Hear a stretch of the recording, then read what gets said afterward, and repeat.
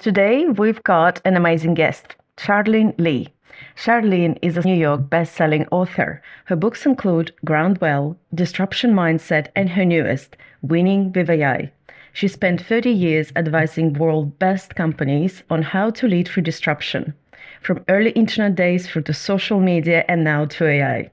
She founded Ultima Group and worked with 49 out of Fortune 100, one of the few people who can genuinely say, I've seen this movie before, when it comes to technology changing how we work. What are you working on right now, and why does it matter? I am working on the promotion of my latest book, Winning with AI, the 90-Day Blueprint for Success.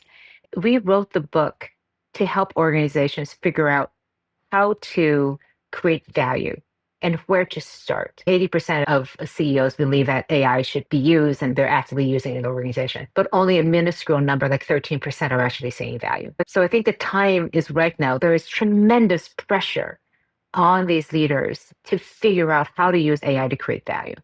What I'm working on is helping organizations and their leaders figure that out and understand how it fits into their strategy. They understand what it means to become AI fluent as an organization, and they are confidently executing on a roadmap. Not many organizations can confidently step into the future knowing exactly how it fits into their strategy. And you've been in the room during every major tech wave, .com, social media, digital transformation, and now AI.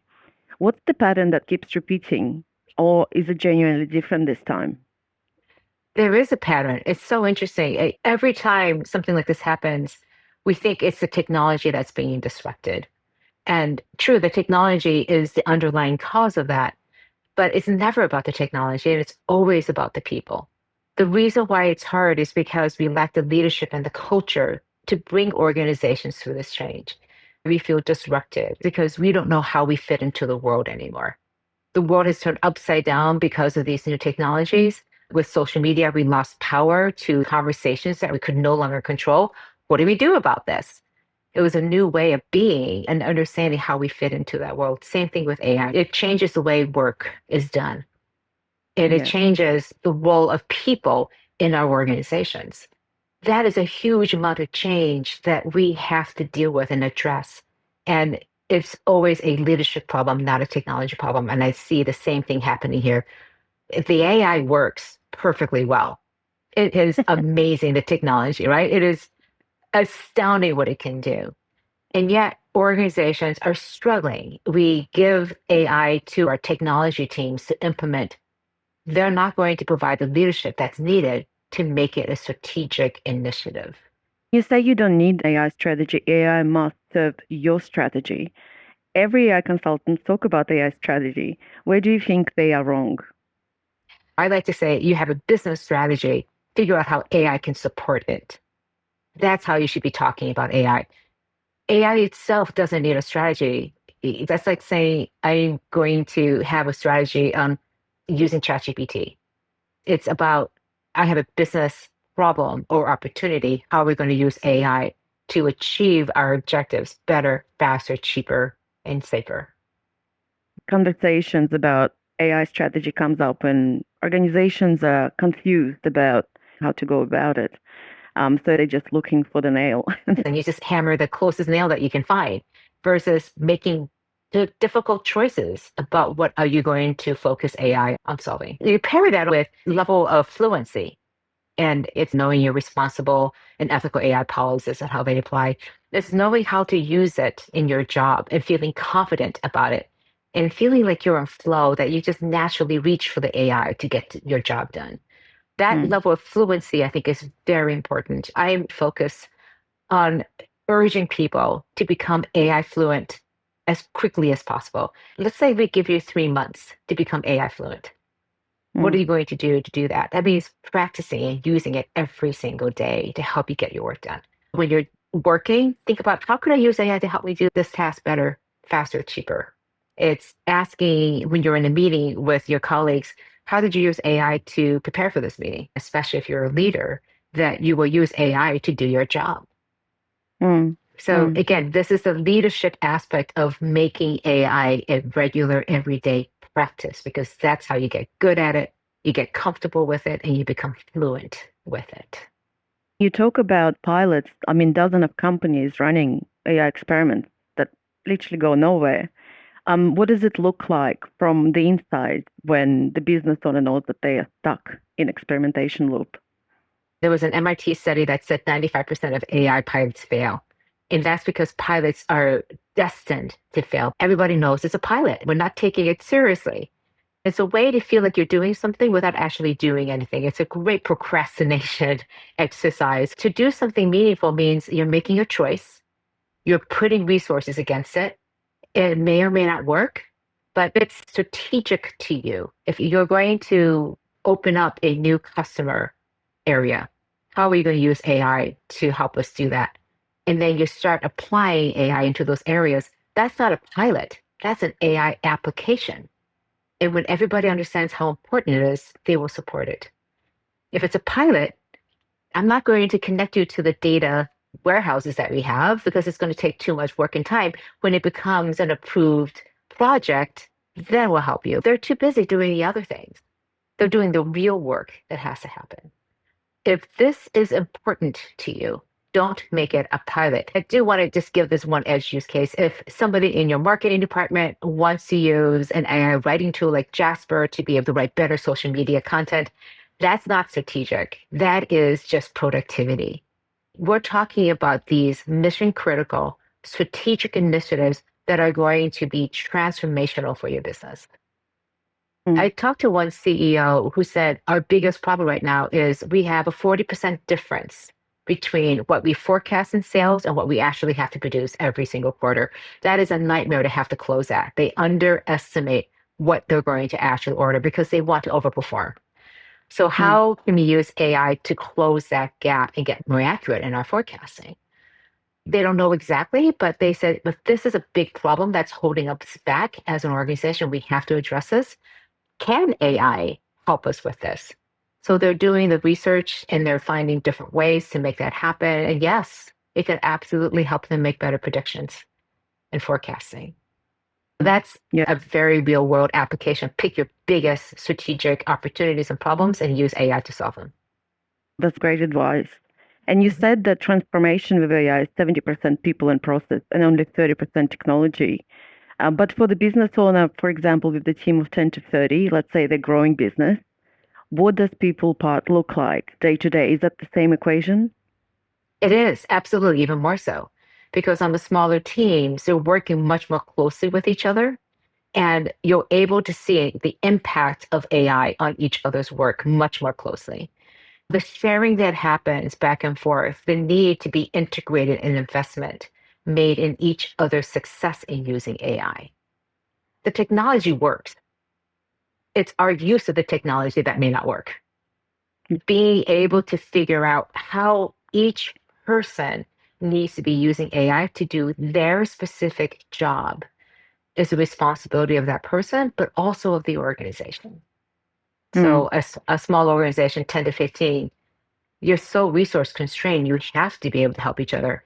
And I would say the need to use AI is even more important in small organizations because you have to do so much with the same people. What's one thing you see leaders do that guarantees their AI transformation will fail? And what should they do instead? I would say you have to lay the foundation. You can always go back to that foundation to find grounding. When everything else is changing around you, make sure you're investing in that foundation. Don't change your purpose, your mission, your strategy, your values, and lay that foundation with your leadership and your culture. The organizations that are doing this well have a really strong foundation. Then everything else around it can change culture, rituals, these things that are rock solid. You can look at the change from that perspective too, as well. I think Mm. little rituals around so, how are you using AI? You, as a leader of the organization, demonstrating to people how you are experimenting with AI and sharing what worked and, very importantly, what didn't work. If Mm. people see you doing this, then they go, it's safe and okay for me to do this too. I don't have to be perfect and I have all the answers. And we're going to figure this together, not by ourselves. Gives them permission, bit of Permission to vulnerability. experiment. I find that if, in order to get your people up to speed on AI and become AI fluent, you have to give them the tools, obviously. You have to give them the training. but you also need to give them the time. Mm. And this is why it's a leadership issue.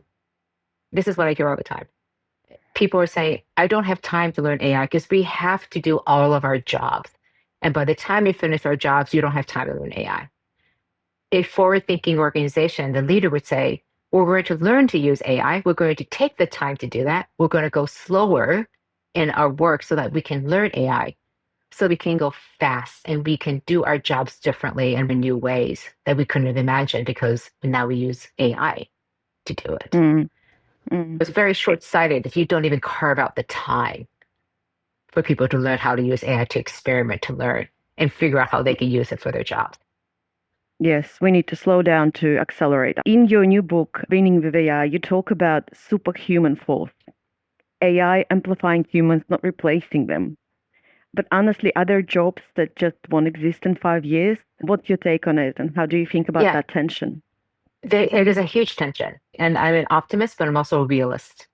We talk about how AI would create more jobs.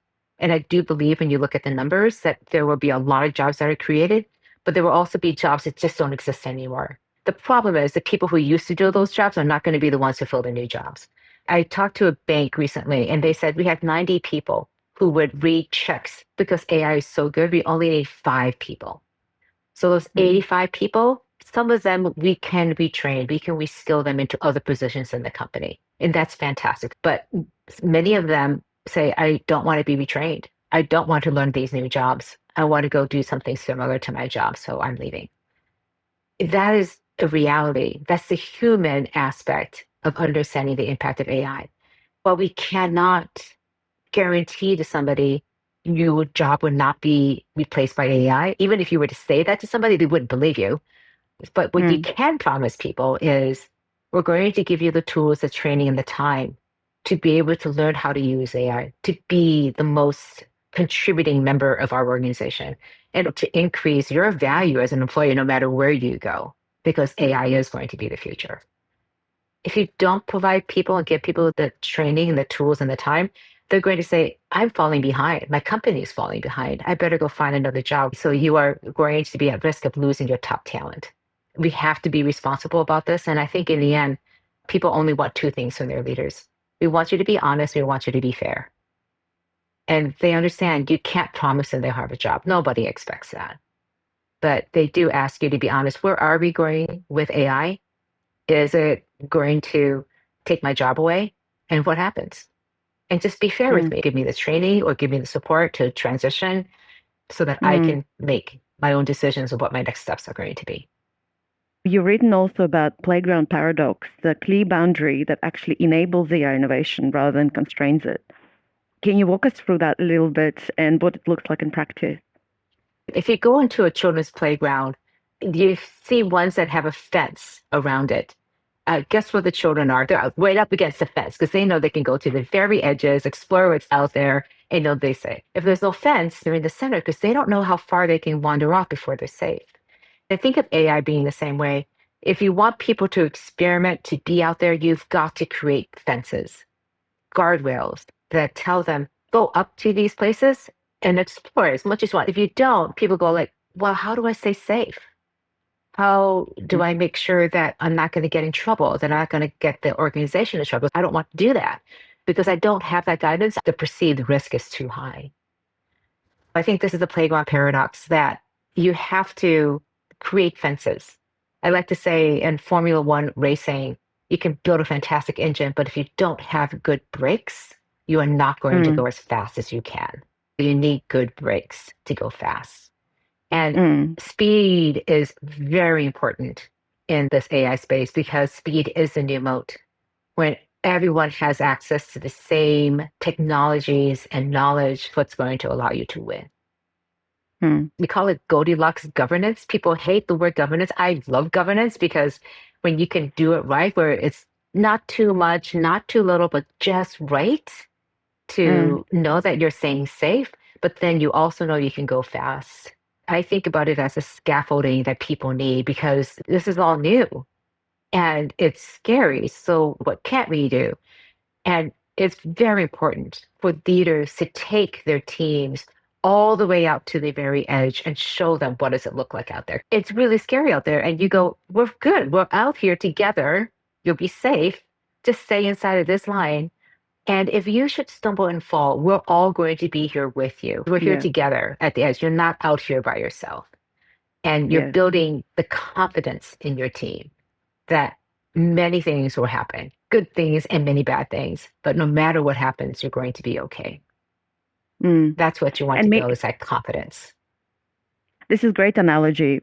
Playground paradox, very simple and yet very visual. Thank you for that. If the business owner watching this and they hear you need AI from every direction, but they don't know where to start, what would you tell them the first couple of steps should be? You as a business owner know your business better than anyone else. Think about the biggest problems that you have and the biggest opportunities you have. So think big and then start small. How can AI help you address any of those opportunities or challenges? And here's my sort of approach. Use AI to give you ideas on how to use AI. You put in like, this is my problem, or this is my opportunity. How can I use AI to start addressing some of those things? Start small, find some places where it can work, and then scale fast. Like once you figure out that this works, then just go scale it as fast as you can. Again, it's not a pilot, but this is a strategic initiative. And you're saying as soon as we figure out what that formula is to make it work, we're going to scale it as fast as possible. So think big, start with strategic problems, start small with something that you can do right now so you can get those quick wins and bring some confidence and credibility into the process, and then scale as fast as you can. That's really valuable. Thank you so much for giving us an insight into your book. We'll give the link to everyone who is interested in checking it out, and I hope it does really, really well. I hope we continue our conversation. Thank you again for having me.